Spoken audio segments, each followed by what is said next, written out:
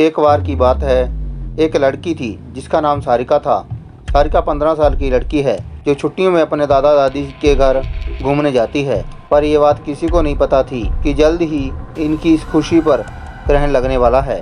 सारिका जब अपने दादा दादी के घर पहुंचती है तो उनके दादा दादी अपनी पोती से मिलकर बहुत खुश होते हैं। सारिका के कुछ दिन तो अपने दादा दादी के साथ अच्छे से बीते, लेकिन फिर एक दिन सारिका अपनी सहेलियों के साथ गांव के बगीचे में खेल रही थी। सारिका खेलते खेलते आम के पेड़ को देखती है। उसके बाद वो अपनी सहेलियों से कहती है, चलो ना आम तोड़ते हैं।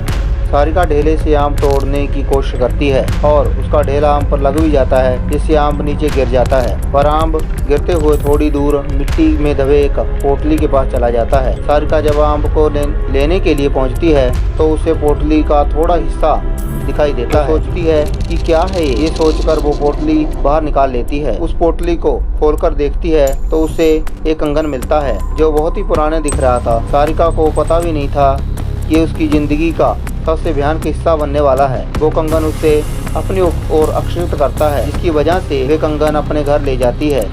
घर आकर वो ये सारी बातें अपनी दादी को बताती हैं और वो कंगन भी दिखाती है। दादी ने जो कहा वो सुनकर सारिका डर से कांपने लगती है। दादी कहती है कि वो पोटली कोई आम पोटली नहीं थी, वो एक चुड़ैल की पोटली थी। तुमने ये कंगन उस पोटली से निकाल कर उस चुड़ैल को गुस्सा दिला दिया है, वो तुम्हारे पास जरूर आएगी।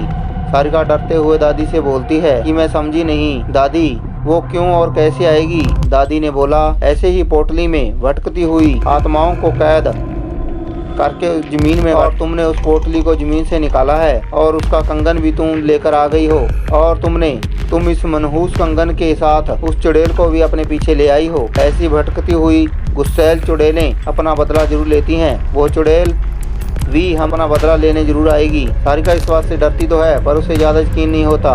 वो जाकर अपने कमरे में सो जाती है। उसी रात 1 बजे उसके कमरे की लाइट जलने बुझने लगती है। सारिका की नींद खुल जाती है तो वो देखती है लाइट नहीं है।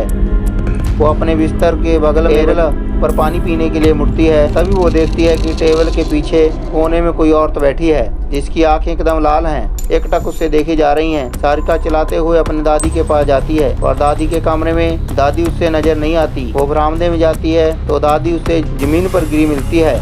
सारिका अपने दादा को खोजने के लिए जाती है पर उसके दादा कहीं नजर नहीं आते। जब वो पूरे घर में अंधेरे में खुद को अकेला पाती है तो डर के मारे बेहोश हो जाती है। सुबह उसकी नींद खुलती है तो उसे अपने दादा दादी दिखते हैं। वो अपने दादा दादी को सारी कहानी बताती है। दादी बोलती है, हम दोनों अपने कमरे में ही थे बेटा। दादी सब समझ गई। उन्होंने बोला, ये सब उस चुड़ैल का किया है, वो कंगन उस पोटली में वापस रखना होगा वरना वो यहाँ से नहीं जाए। सारिका बोलती है, चलो ना दादी उस कंगन को रखाते हैं। दादी बोलती है, नहीं, उस चुड़ैल से पीछा छुड़ाना है तो तुम्हें अकेले ही, वो भी रात में जाकर उस कंगन को वहाँ रखना होगा क्योंकि वो तुम्हारे पीछे है। सारिका हिम्मत करके कहती है, ठीक है मैं जाऊंगी दादी। दादी ने बोला, ये सब इतनी आसानी से करने नहीं देगी।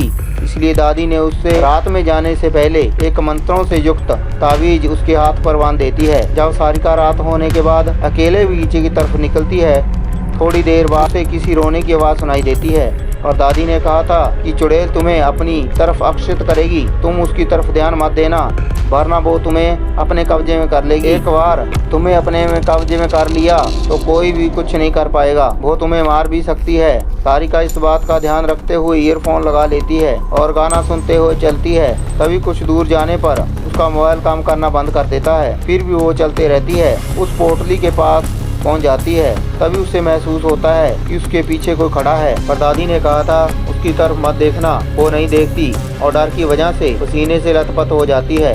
फिर भी वो हिम्मत करते हुए पोटली को खोलकर उसमें कंगन रखती है और जमीनें गाड़ देती है और आंखें बंद करके बहुत तेजी से वहाँ से भागती है। सीधे अपने घर आकर ही रुकती है।